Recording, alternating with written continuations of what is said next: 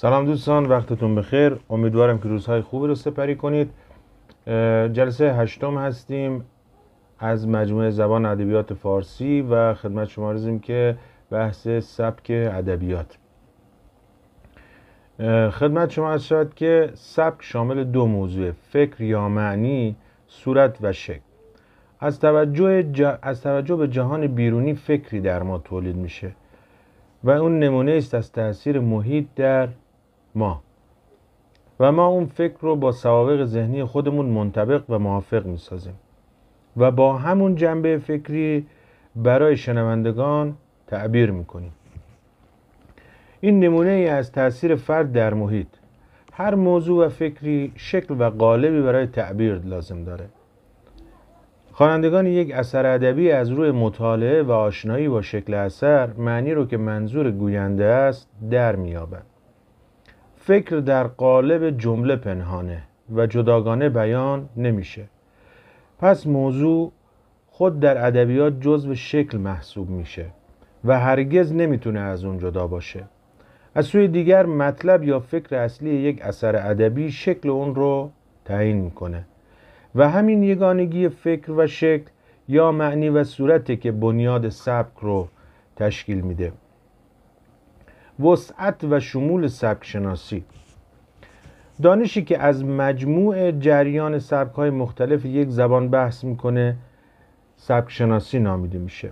سبک شناسی رو نمیتونیم دانشی مستقل و مجزا تصور کنیم، بلکه به عکس باید اون رو فنی مرکب از علوم و فنون مختلف بدونیم که احاطه به مجموع اونها با ضمیمه شدن یک رشته تتبعات دقیق فن نامبرده رو به وجود میاره و اهم اون معلوماتی که ما باید بدونیم به قرار زیره که خدمت شما عرض میکنیم.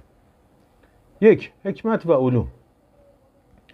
از اون چه گذشت آشکار میشه که سبک هر نویسنده یا گوینده حاکی از طرز بینش و ادراک اونه از جهان بیرون و چون هر کس عالم رو از دریچه چشم خودش میبینه، ما نیز در مطالعه سبک اون باید همون محیط معنوی رو برای خودمون ایجاد کنیم.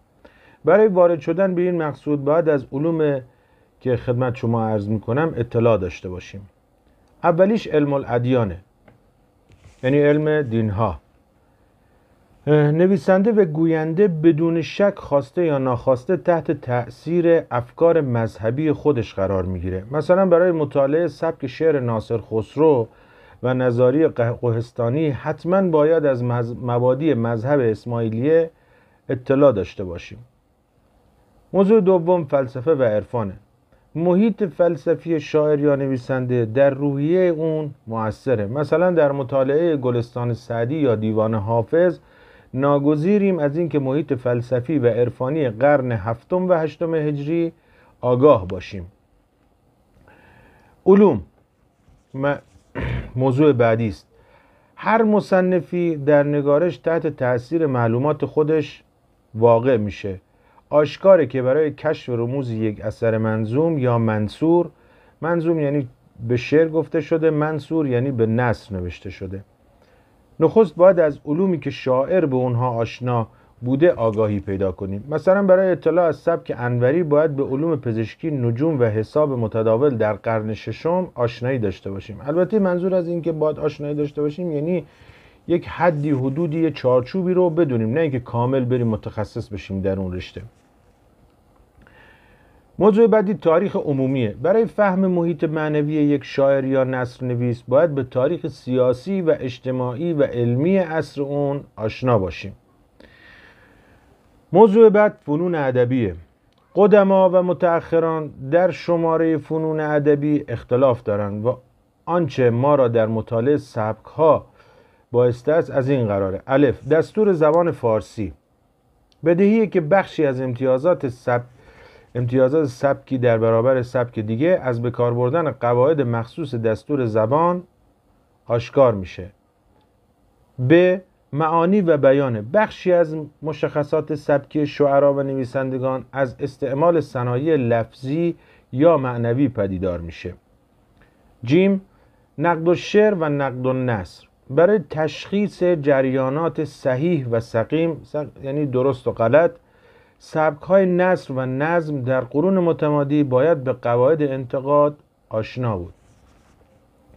و دال علم قافیه است که خاص نظمه، یعنی علم قافیه برای شعره. به جهت درک طرز استعمال درست یا نادرست قافیه ها و تحولات اونها در تاریخ ادب باید به علم قافیه هم آشنا باشیم. عروض، این هم ویژه نظمه. جهت ادراک اوزان شعر یا وزنهای شعر و تشخیص صحیح از سقیم، یعنی درست از غلط، و اصلاح اشعار. بس باید به علم عروض هم آشنایی داشته باشیم. و در آخر تاریخ ادبیات. ببینید تاریخ ادبیات و سبک شناسی رابطه نزدیکی با تمام این مسائل داره و مکمل همه این هاست. این نکته پایانی بود. خدمت شما عرضم که به خاطر اینکه ویدیو طولانی نشه و شما عزیزان خسته نشید، من در همین جا به پایان میبرم. امیدوارم که روزهای بسیار خوبی در پیش داشته باشید. تشکر از اینکه به عرایض بنده توجه کردید.